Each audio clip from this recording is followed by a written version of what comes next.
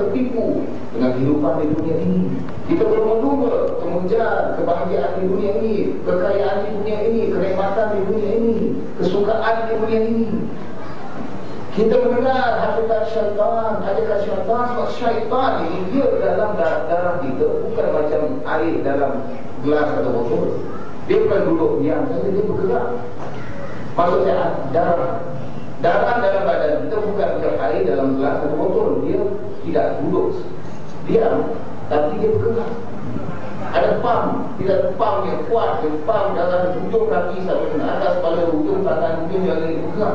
Tapi dia tak rasa bergerak pun. Kalau dia berhenti bergerak, bergerak, itu dia berhenti tu. Tak sakit, itu dia berhenti bergerak tu. Kalau dia bergerak, kita okey, tak ada masalah. Bila dia berhenti, dia sakit kan. Kalau sini, dia kena berhenti sini, adalah innalillah kan. Kalau dia berhenti sini. Tapi syaitan sama juga kan. Dia berada dalam badan kita, dia bergerak dalam kita, tak sedar. Dia tak rasa dia bergerak, dia mengalir dalam kita, masuk kita. Dia kata perkara-perkara, tak apa, tu sikit-sikit tak apa. Minum sikit-sikit tak haram. Main sikit-sikit tak haram. Tipu sikit-sikit tak apa. Itu dia punya masukan syaitan supaya kita melanggar perintah Allah dan kita terpedaya dan tertipu dengan ajakannya. Sebab syaitan ini, dan kita terus terang bila kita dengan syaitan, kita melanggar perintah Allah. Sebab dalam puasa ramai orang datang ke surau-surau, ke masjid-masjid, sebab syaitan banyaknya terikat. Tetapi syaitan ini yang berbentuk bukan saja dalam syaitan berbentuk jin, tetapi juga syaitan dalam bentuk manusia. Kan dalam kita baca dalam surah Al-Quran, jin an-nas, jin pun nas, jin dan manusia. Ini bahaya. Sebab jin ni bentuk manusia itu duduk sama-sama kita. Jin syaitan yang berbentuk manusia itu duduk sama kita. Kadang-kadang saudara rumah kita, mak bapak kita pun kita tak tahu, kadang-kadang sama juga. Sebab orang-orang yang tua daripada saya ni pun lagi hebat. Kebebasan dari kita sekarang ni okey sikit. Wanita kita sekarang bertudung, kalau zaman 60-an dulu tak ada bertudung. Mak bapak saya punya zaman, Piramli punya zaman, joget, main saxophone kan. Ini pergi naik club. Ini zaman dulu. Sekarang alhamdulillah adalah kesedaran sikit, adalah kan kepatuhan terhadap Allah. Itu mak bapak kita. Mak bapak saya memang berjuang dalam itu. Saya nak pergi parti, okey, buat parti ke rumah, okey, dia semua nak pergi ke parti kan, dalam lampu gelap, peluk-peluk perempuan, tak apa, zaman tu okey. Zaman tu okey. Zaman ni boleh buat lah. Tapi ramai anda bisa dah berbuat. Tapi masih ada puak-puak seperti ini. Masih ada. Sebab itu kita tengok di Kuala Lumpur, lampu terang, kat luar, dalam gelap-gelap. Banyak buat tu. Luar terang-terang, pling-pling, dalam gelap-gelap. Kan? Minum air lagi gelap boleh. Kan? Mahal-mahal bicara. Tapi itulah keadaan kita hari ini. Kita melanggar perintah Allah, kita tidak ajakan syaitan, kita tidak kebahagiaan dan kenikmatan dunia ini, kita sanggup melanggar. Allah bagi kita tahu Suratul Umat, Allah bagi kita rahsia dan besar rahsia ini, tapi kita langgar. Satu contoh di mana kita langgar, satu contoh yang pada saya besar maksudnya, besar makna. Sebab ini melibatkan agama. Dari Al-Quran Al-Karim, Allah berfirman, a'udzubillahi minasyaitonir rajim, inna dina indallahi Islam. Biasa dengar ayat ini dalam wirid, dalam doa-doa, dalam majlis tahlil dan sebagainya, kita dengar inna dina indallahi Islam, yang bermaksud tiada agama yang diridai di sisi Allah selain Islam. Jelas. Saya baca banyak tafsir dalam Inggeris pun maksud dia sama, yang bahasa Malaysia maksud banyak tafsir. Bapak yang bagi tafsir dan baca semua, tak ada bukan hampir semua bersepakat mengatakan maksudnya adalah tiada agama yang diridai di sisi Allah selain Islam. Tetapi apa kita buat di bumi Allah Malaysia ini, apa yang kita pegang di bumi Allah Malaysia ini adalah semua agama adalah sama. Kita menolak tepi firman Allah, kita menolak tepi kitab Allah, kita melupakan hukum orang-orang yang jauhkan kita dari jalan Allah dan jauhkan kita dari jalan kitab Allah, menjauhkan kita dari sunnah Rasulullah. Dan kita kata, yes sir, okay sir, no problem sir, Malaysia boleh ikut perintah you sir. Allah kata hanya Islam kita tahu sisi Allah. Dia kata semua agama sama. Kita tolak tepi Allah. Allah bodoh, Allah tak boleh pakai, Allah tak guna. Lord read yang betul. Kita ajar anak-anak kita keluhuran risalah yang ditulis oleh Lord Reed, dan kita mengajar keluhuran Al-Quran hari di sekolah-sekolah, di pejabat-pejabat, di kehidupan kita seharian. Ini berlaku di bumi Allah Malaysia hari ini. Kita ni dah tak ada keimanan ketakwaan. Kita ni dah tak takut Allah. Kita ni dah tak cinta Rasulullah SAW ke? Tetapi ini berlaku. Tak boleh dinafikan. Cakap apa pun kita buat. Kita dah merdeka. Katanya lah, kononnya kita dah merdeka. Tapi kita masih guna pakai hukum British Common Law, hukum jabatan ini. Pegang. Kita katakan hukum tertinggi di bumi Allah Malaysia ini ditulis oleh British bernama Lord Reed. Lord Reed itu lebih bahaya. Sebab dalam kitab terjemahan Inggeris yang saya baca awal-awal di New York, ada perkataan Lord ini. Pada mana? Pada ayat Ya ayyuhalladzina ya rabbal alamin, yang bermaksud Oh my Lord of the universe. Jadi maksud lain, dia Tuhanku seluruh alam ini. Ya rabbal alamin, Lord. Kemudian kita berkata Lord Ganesh, Lord Krishna. Siapa mereka ini? Tuhan orang-orang kepercayaan Hindu.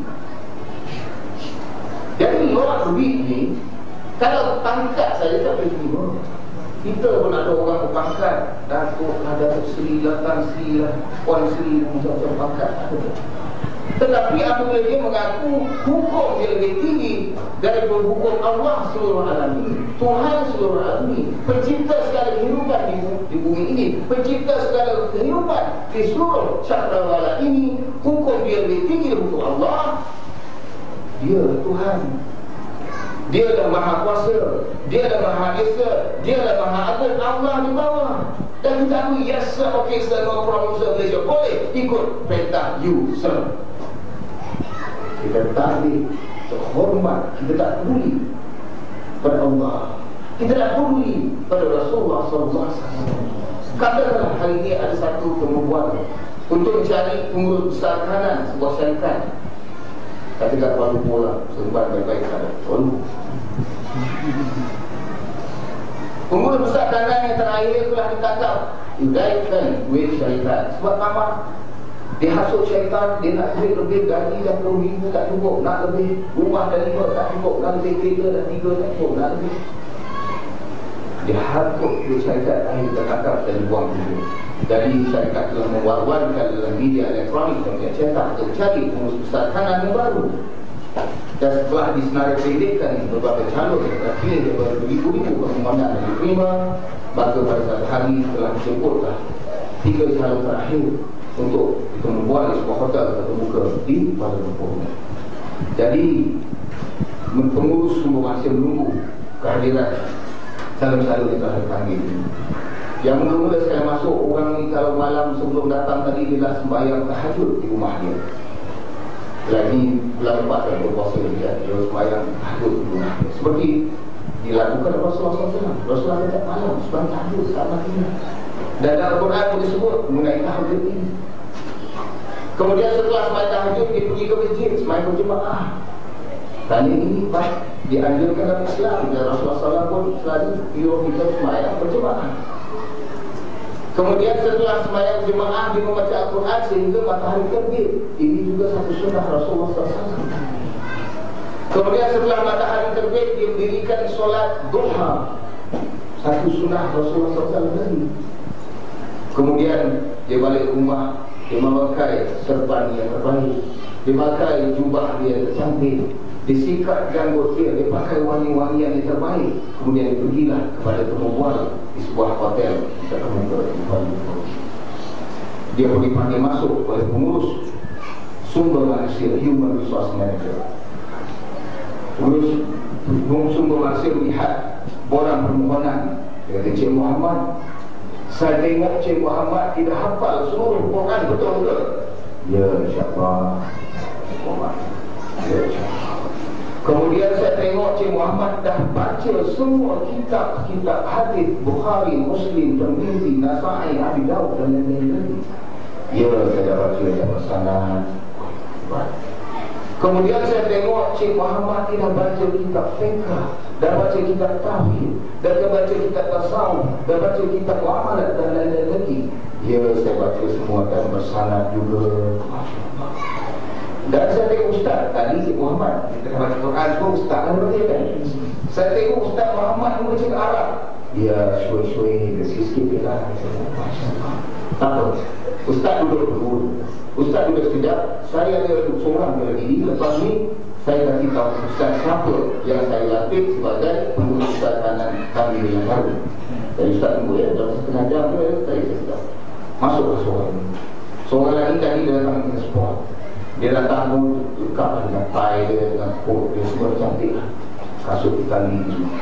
Jadi dia dipanggil, dia pun ada teman di bawah seorang teman perempuan lah, girlfriend. Dia nak masuk, dia darling, dia wait here, I have been sayangku, aku ada perempuan, kau tunggu aku kasih dia. Dia pun sekali masuk. Dia masuk dalam, pengurus semua manusia menyambut dia dengan mengatakan Cik Daud lagi lah, tapi juga lah dia halal kan. Jadi dari Cik Daud ni saya tengok sijil pertama Cik Daud dia berada London, England. Yes, London, yes, jawapan dia kan. Lepas tu sijil kedua Cik Daud ni saya tengok dari New York, USA. Well, kami lah kan. Lepas tu sama ada pengajian di UCLA, University California, Los Angeles, Hollywood tadi.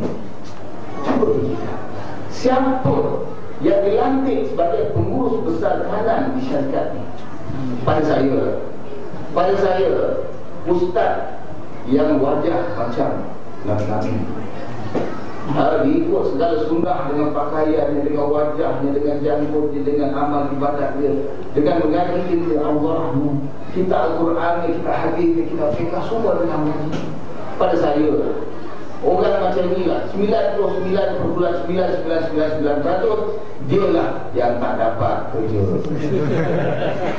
Yang dapat kerja kawan kita yang mengaji di negara kafir, daripada ustaz-ustaz kafir, daripada kitab-kitab kafir, daripada ilmu-ilmu kafir, menghidupkan budaya kafir. Dialah yang dilantik pengurus besar kanan sebuah syarikat di mana kebanyakan kaki kanan orang Islam.